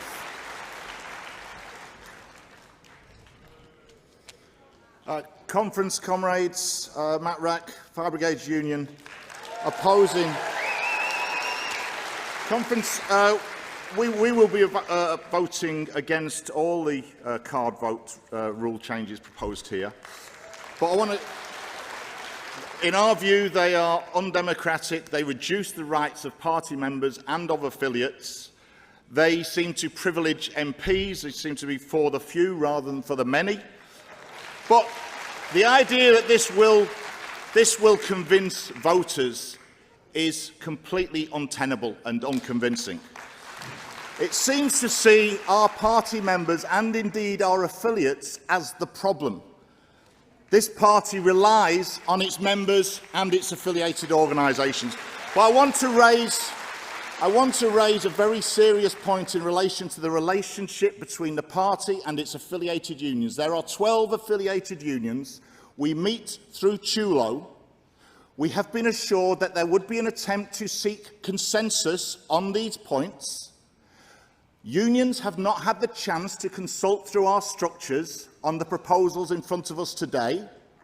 There has not, therefore, been any attempt to achieve consensus through TULO, and TULO has, therefore, no position on the rule changes in front of you. And I urge, even at this stage, on that ground alone, that these rule changes should be withdrawn. Otherwise, Conference, I particularly urge you to vote against card vote 18 and card vote 19. Thank you. Thank you. Thank you, Delegate. On a point of fact, though, we will be taking a vote on both of these because the submitting body, the National Executive Committee, is not going to be meeting in the -7 minutes that we're meant to finish the debate by. Please, next delegate, 2 minutes. Thank you. Good evening, Conference. It is evening now, isn't it? Cathy Glynn Davis, East Worthing and Shoreham constituency, newly elected councillor, first-time delegate, first-time speaking. Conference, you are my Labour community. In East Worthing and Shoreham, I've seen what can be achieved when we value each other in all our diversity, when we feed hungry children, when we house our homeless and embrace our differences. This is what can happen. 15 councillors, 15 borough councillors elected this year in East Worthing and Shoreham.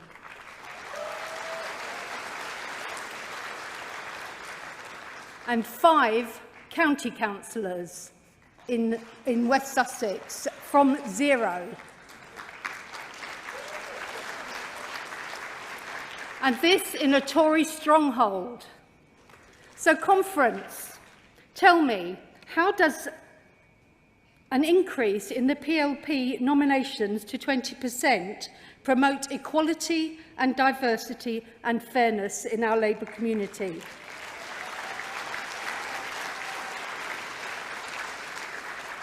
The short answer is it doesn't.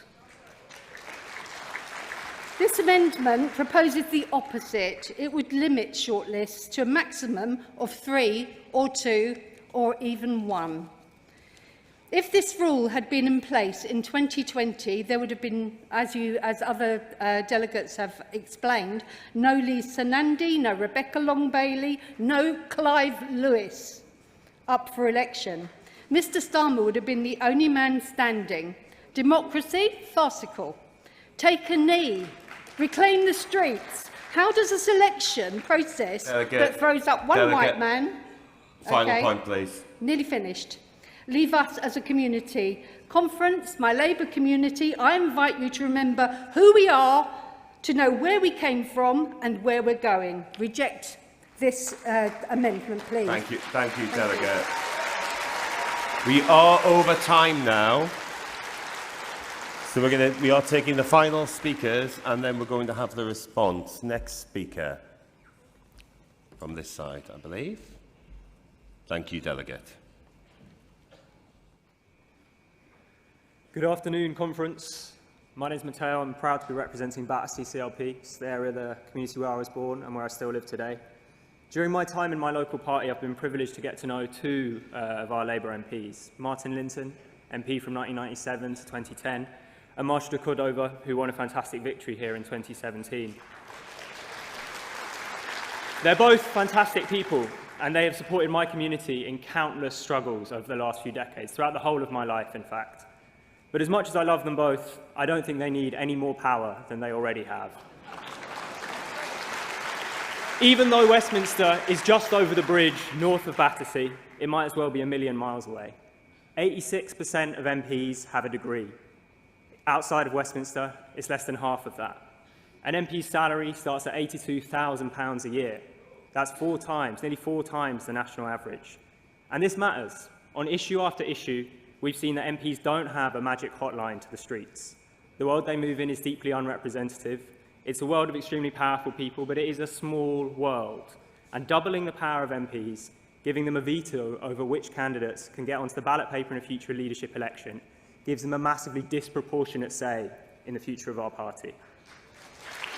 If Labour are to win elections, if Keir is to be elected as a future Prime Minister, then we need a Labour Party which is at its strongest. And that strength doesn't just come from Westminster. It comes from our community, our members, our trade unions, our socialist affiliates, and it comes when we are united across our differences, when all the wings of the party have a voice, when we learn from those we disagree with, instead of trying to limit the amount of democracy that we have. Conference, I'm asking you to come together to protect the democratic rights of members, to cherish all the different parts of our party. The proposals in Card Vote 19 will not help get Labour election ready. They will do the opposite. Please vote against them. Delegate.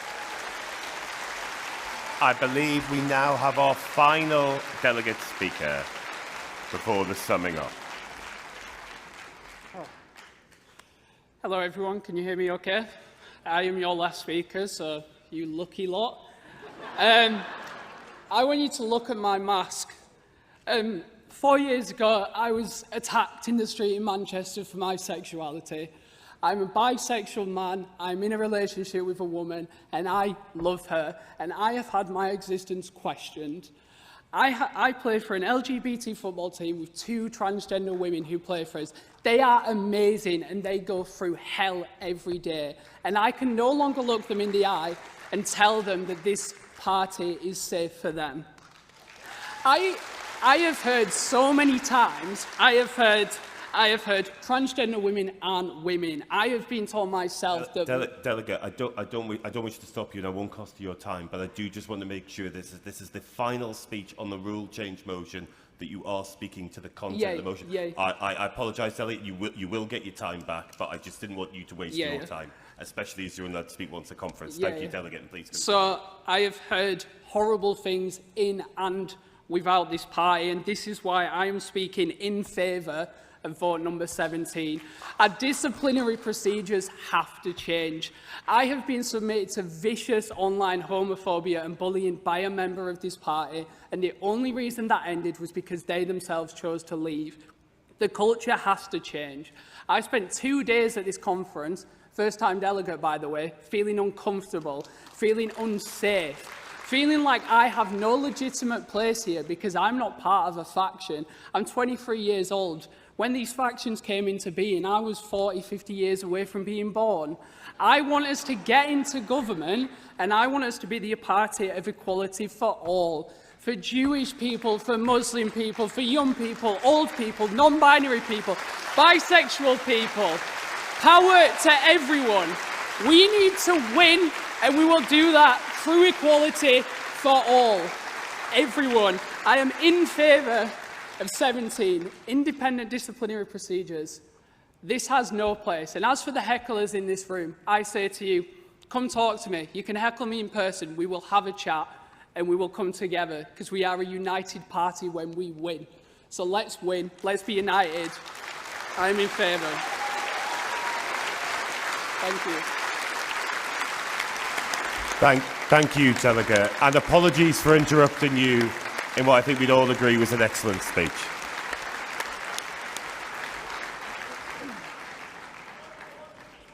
So I'm not going to take a point of order because we are, 1, we are already over time, and 2, I don't see what the point of order would be, and 3, we are now handing to Shabana Mahmood to close the debate on behalf of the National Executive Committee. Shabana.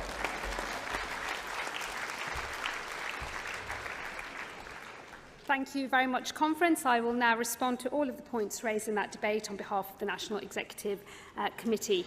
In relation to the NEC statement, I can't add more than my colleague and my friend Wendy said when she opened the debate. I trust that Conference will find the spirit and the proposals totally unobjectionable.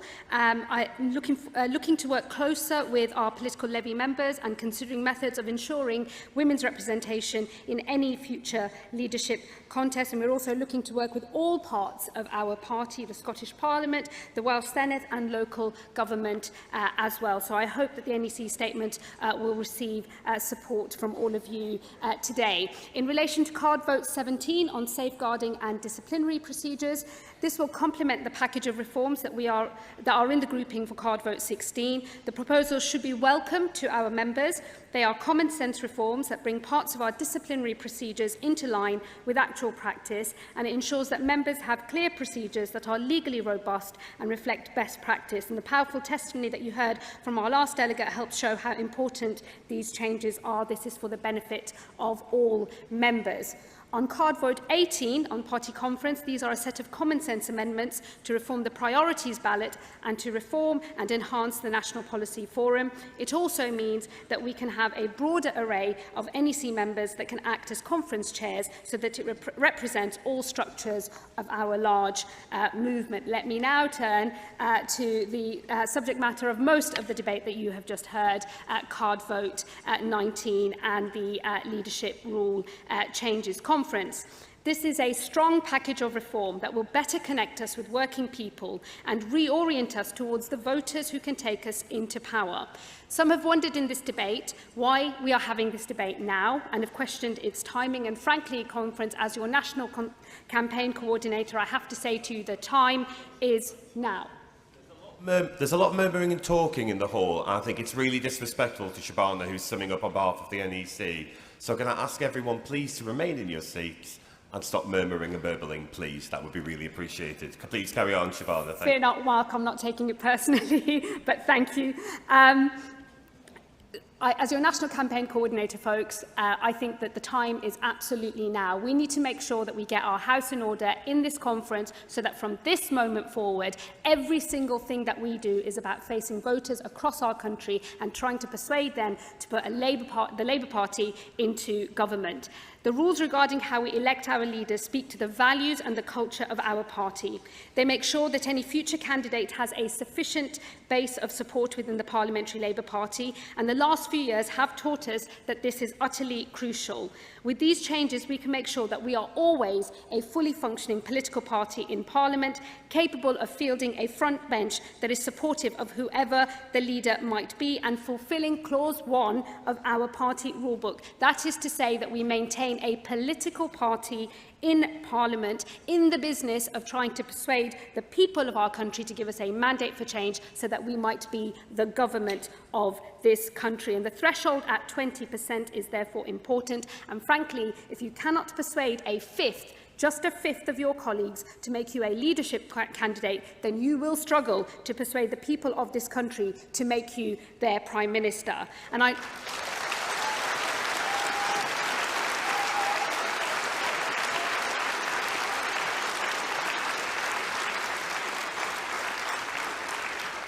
I know that some of the delegates have been very worried about matters relating to the equalities impact of these changes and a fear that a 20% threshold might prevent women or other minority candidates from making it onto the ballot. Let me offer some observations as an ethnic minority member of the Labour Party and a Member of Parliament representing my home turf in the House of Commons. Firstly, I have to remind all of you that the rules that we make that set the terms for the behaviour that we then have within our party, and under the previous set of rules that we had, every single one of my colleagues in Parliament who was triggered in that first initial set of votes that happened were all women, and the vast majority were either women or they were from Black and Asian and ethnic minority communities. So that was Labour Party members triggering women and ethnic minority members of Parliament. It's not a popular point to make necessarily, I know, but it tells me that across our whole movement, across our membership, across our Parliamentary Labour Party, across our trade union movement, we all have a huge amount of work that we still have to do on the equalities agenda, and we all have to look to ourselves as individuals as we take that work forward.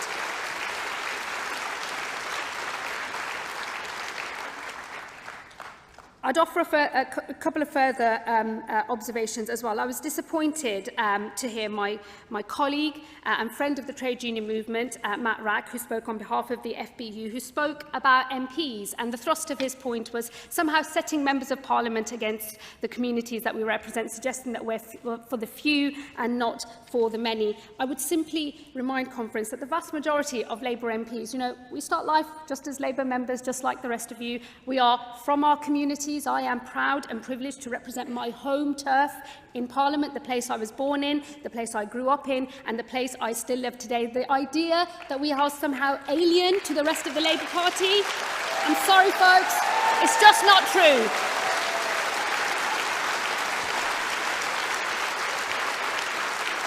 We are just as much of this movement and for this movement, and we are utterly dedicated to putting Keir and Angela in number 10 and holding the government of this country so we can change this country for the communities that we serve.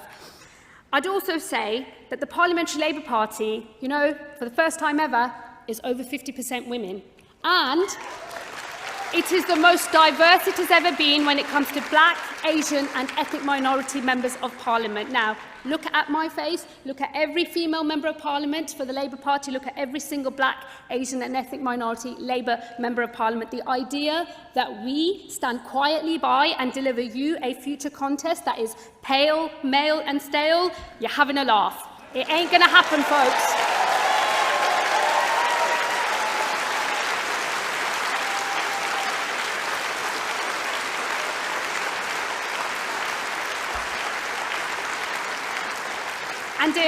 And if that does not reassure you, conference, I hope that it does, but if it does not, then please also bear in mind that we have agreed as a National Executive Committee that the equalities impact is something that the working group that has been set up, that will look at the wider set of reform packages over the next few months, will also consider equalities as well. So you have the safeguard of the National Executive Committee, which is drawn from the whole of the Labour Party movement, including our friends in the trade union movement as well, and you have the safeguard of your black, Asian, ethnic minority and female members of Parliament. So please do trust us that we, when asked to in the future, deliver a leadership contest, will make sure that it is truly reflective of the communities that we seek to serve.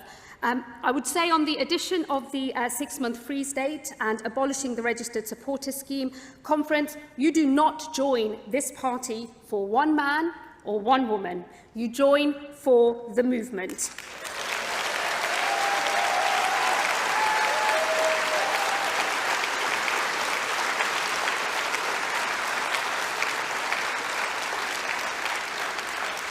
And these changes restore the proper place and rights of members within our political party.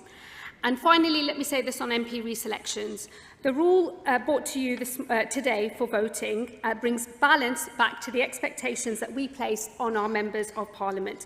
We still have to seek, as is right and proper, a fresh mandate for each Parliament from our Labour Party members in our constituencies and our affiliates as well. But with the increase in the threshold, it also means that our members of Parliament can spend a much bigger proportion of their time talking to voters. This will make sure that our attention is not diverted towards internal party conversations, but we are instead focused on the concerns of voters, particularly in those marginal seats that we simply have to win in order to have a Labour government. I will always, for the rest of my life, regret that I spent the whole of the summer of 2019 not out in the marginal constituencies of the West Midlands like I have spent every other summer of my life in the Labour Party, but instead talking to my own Labour Party members and talking to them about myself. And then we had a general election. I went straight from a reselection battle to an election battle, and I never want any Labour MP to have their attention diverted in that way ever again.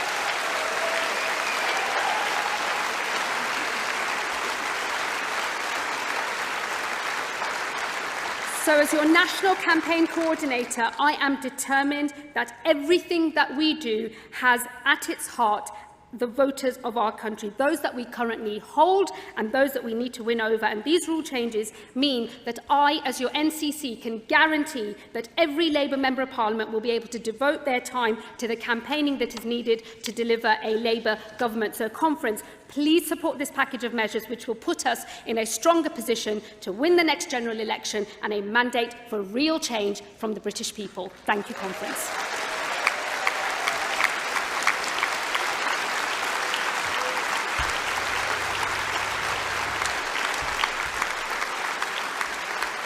Thank you, Conference. Thank you. Simmer down, Conference. I'm not going to take a point of order. We have to move the votes. We have to be out this hall by 6 o'clock. And it would be a frightful waste of Conference's time to not bother to vote on what we spent the last 3.5 hours arguing about.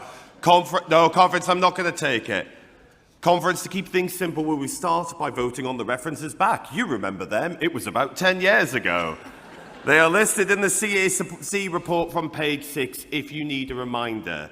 I will be doing these as hand votes. So, if you can remember back to whether or not you supported Beckenham CLP, all those in favour of Beckenham CLP's rule change, I'm sorry, I'm not going to accept a point of order. I'm in the middle of a vote.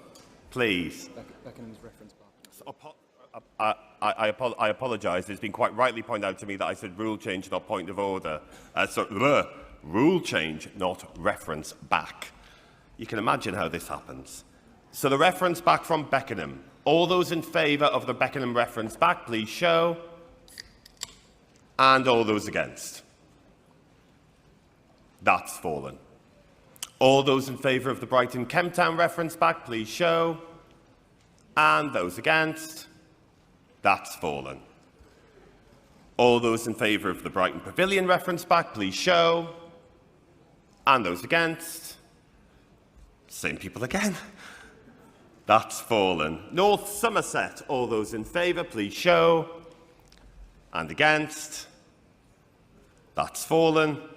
Sutton and Cheam, which is the final one, as Weston-super-Mare was not moved. Sutton and Cheam, all those in favour. And all those against. And that's fallen.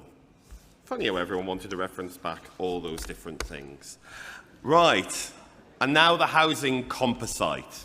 All those in favour of the housing composite, please show. And all those against. The housing composite has passed. Thank you, Conference. And the Grenfell motion. And all of those in favour of the Grenfell emergency motion, please show. And all those against. That motion is passed. And all those in favour of the National Policy Forum report, please show. And anyone against? That has passed. Right. That's the policy debate. We now move on to the constitutional amendments. So, just to be clear, the NEC statement will be taken by hand vote, and then the constitutional amendments must be taken by card vote. So first, the NEC statement. All those in favour? And all those against? That has passed. The NEC statement passes. Excuse me. This always happens, and it's not big and it's not clever. One moment, please, Conference. One moment, please. I sit up here, elevated above the hall, so that I can see every single hand that's raised. You, because you are sat on the floor of Conference, can, which is entirely human and reasonable, largely only see those immediately around you. And that's fine. I have been in your situation before. But to me, the NEC statement clearly passed. So I'm sorry, Conference, the NEC statement is passed. So we're now going to move on to the confidence. No, we're not going to have a point of. We're not going to have a point of order. I'm quite happy to take a point of order. I'm quite happy to take a point of order if it is a legitimate point of order. Do we have anyone who's moving a point of order? Gentleman there is trying to move a point of order.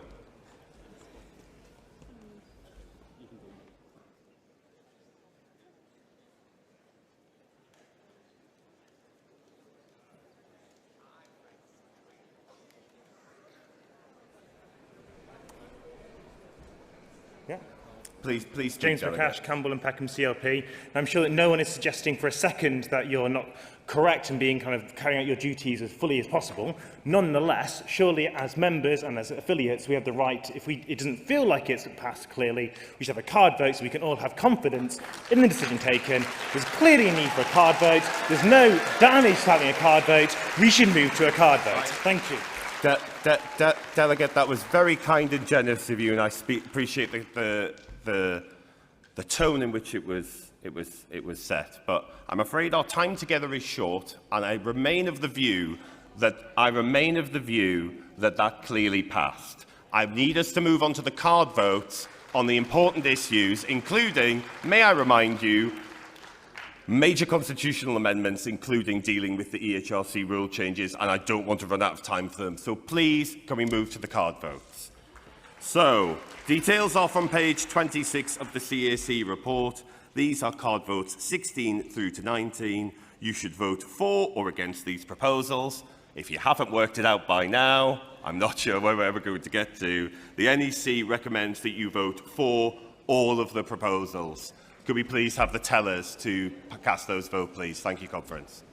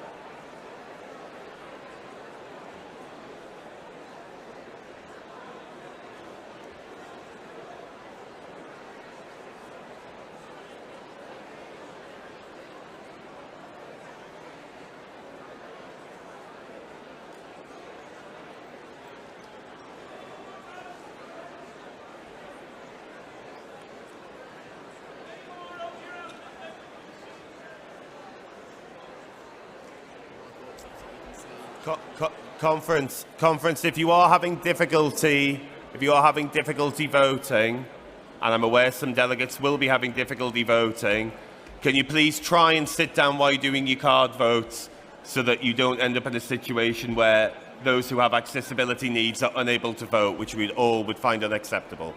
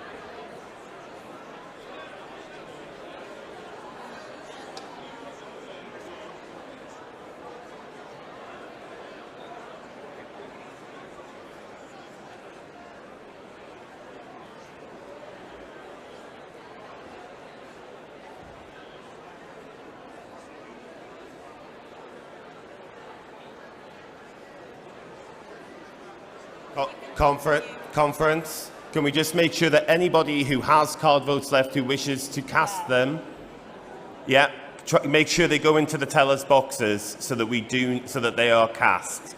Can tellers make themselves known to members who are wishing to vote, please?